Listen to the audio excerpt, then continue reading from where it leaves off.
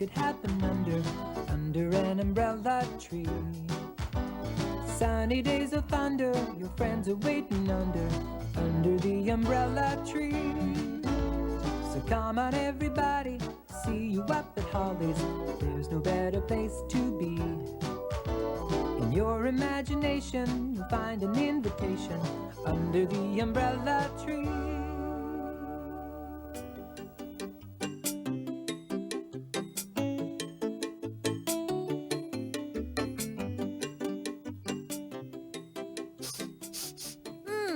I smell something good. What is that great smell? It's like a garden.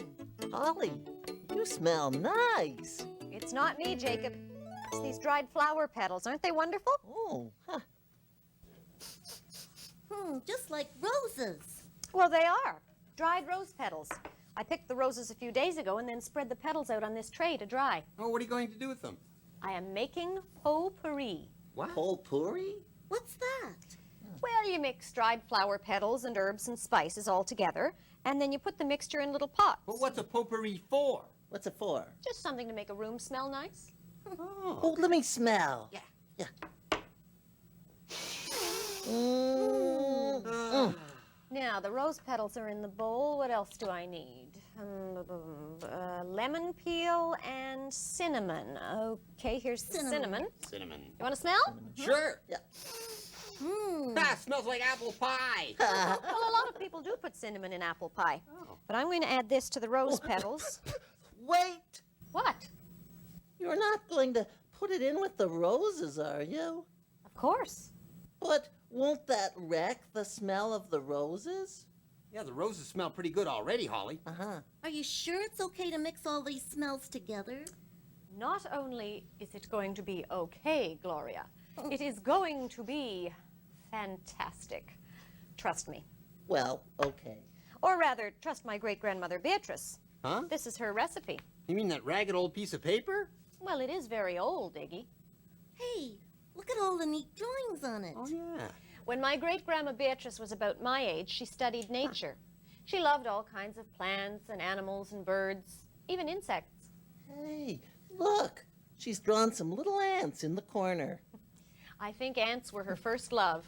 She even made an ant farm once. An ant farm? I never knew ants could farm. You mean ants have their own cows and ducks and chickens? Well, no, it's not that kind of farm. An ant farm is something you can build if you want to study ants. One way you can do it is to take a glass bottle and fill it with earth, and then cover it all with dark paper and leave it for a few weeks.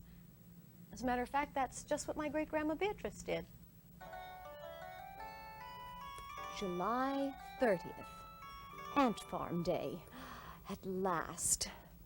I can now begin to remove the black paper from the jar. Now, I shall take this off and see what we have. Hello, little ants? Are you there? It worked! How wonderful! Now the black paper has kept the jar dark, and the ants have built tunnels right up to the edge of the glass. Such a small, perfect world. Everyone working so very hard. Oh, look at that little fellow, carrying such a load. Oh, well, I must draw that. Oh, well, I must draw everything and make the most careful notes. I wonder, perhaps I could even write a book. And did she write a book? She certainly did. Wow, a whole book. It was called The Small World of Ants. It had all kinds of great notes and drawings. Lots of people read it and really liked it. Wow, wouldn't it be neat to write a book? Yeah. Great-grandma Beatrice didn't stop there. She decided to write another book. This time she decided to write about butterflies. Butterflies? What a great idea. The only problem was, first she had to catch a butterfly. And that wasn't so easy.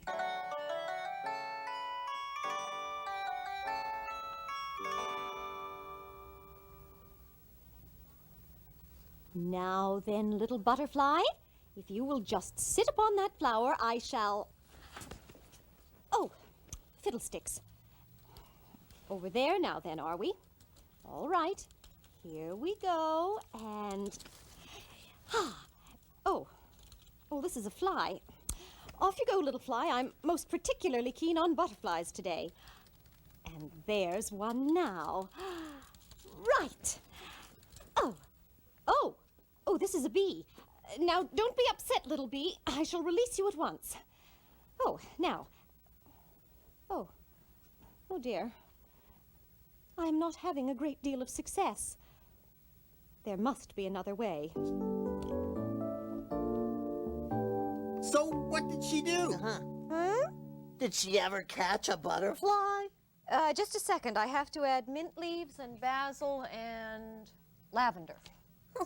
Where did you get those, Holly? I grew them in the garden. Don't they smell great? Ooh, do they ever? Actually, mint and basil are used in cooking, but I grew these mostly for the smell. That's a funny reason to plant things. Gardens have all kinds of uses. My great-grandmother Beatrice never did catch a butterfly. She didn't? Well, then how did she write the book? She grew a butterfly garden. A butterfly garden? Butterflies don't grow in gardens. I knew that. She planted all kinds of things in her garden that would attract caterpillars.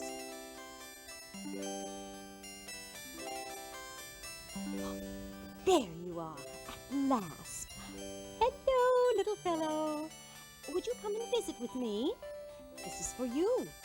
A little branch and some leaves for you to eat. Such a lovely little caterpillar.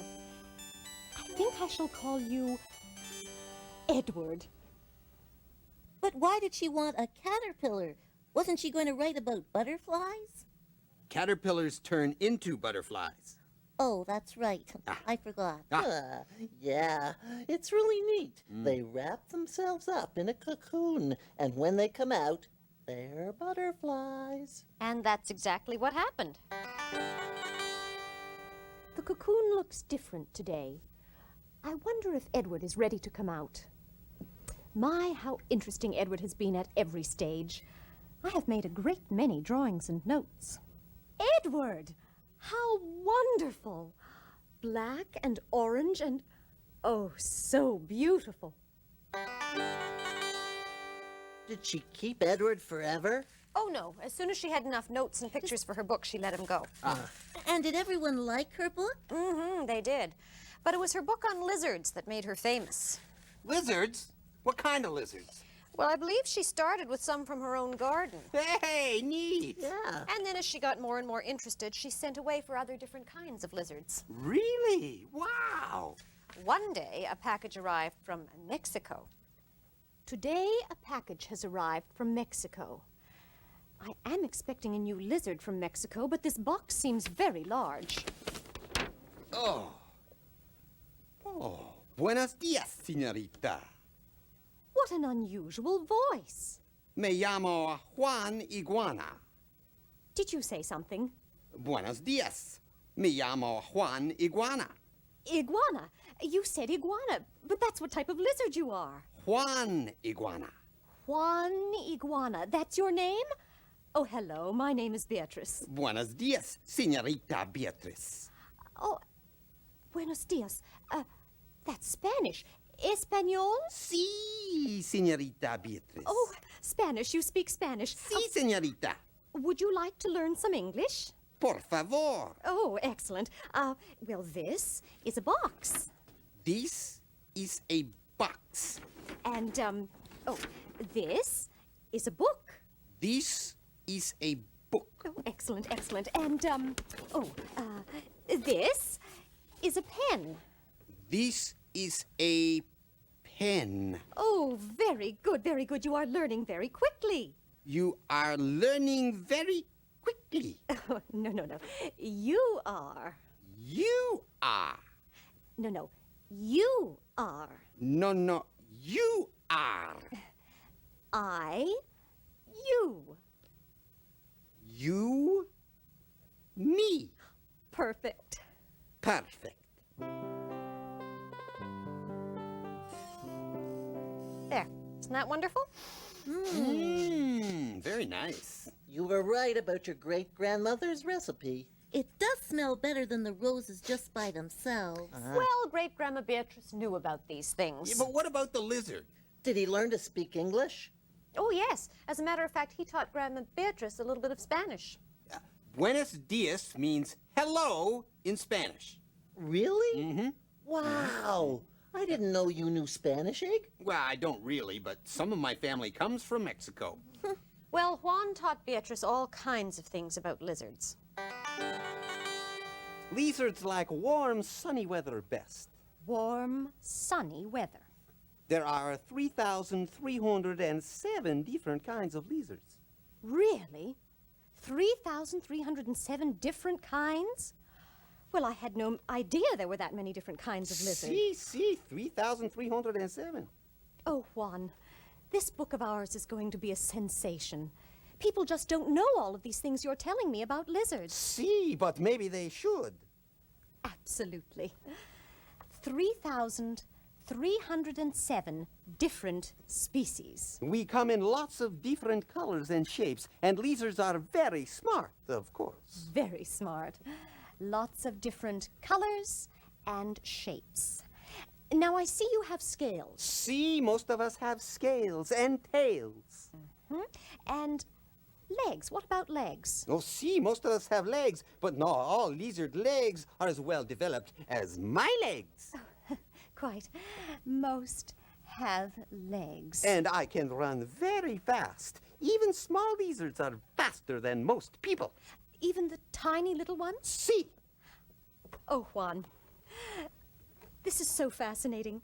Thank you for telling me all this about lizards. Gracias, señorita. You're welcome. Beatrice was right about that book. It was a sensation. You mean lots of people read it? Lots of people read it, lots of people bought it for their friends, and their friends read it. Everybody loved it. Huh, I guess everyone was pretty interested in the secret world of lizards, big and small. Yeah. Did she ever write a book about blue jays? Or gophers? No, as a matter of fact, she made so much money from her book on lizards that she went on a trip around the world. With the lizard, of course. Really? Juan went with her? By then, Juan and Beatrice were best friends. They were always together. They had a fantastic trip. They saw the Eiffel Tower in Paris. They went to Italy and saw the Leaning Tower of Pisa. They traveled to Egypt to see the pyramids. They traveled all around the world. Wow. What a story. There, the potpourri is finished. Now do you know what we do with them?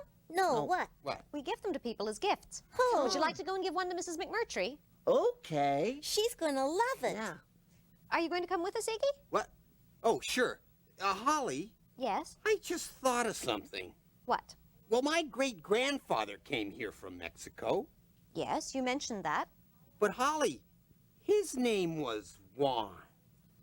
Really? That was Beatrice's friend's name. Oh, that is interesting. Of course, Juan is a very popular name for an iguana. Yeah, especially Mexico. Well, come on. Let's go to Mrs. McMurtry's. Yeah, come on. But I remember hearing that he used to travel all over the world. Really? Now that is strange. Huh. Still, I don't suppose it's very likely that your great-grandfather knew my great-grandmother. After you. Gracias, señorita. It doesn't seem very likely. On the other hand, who knows? As great-grandma Beatrice would have said, it's a small world.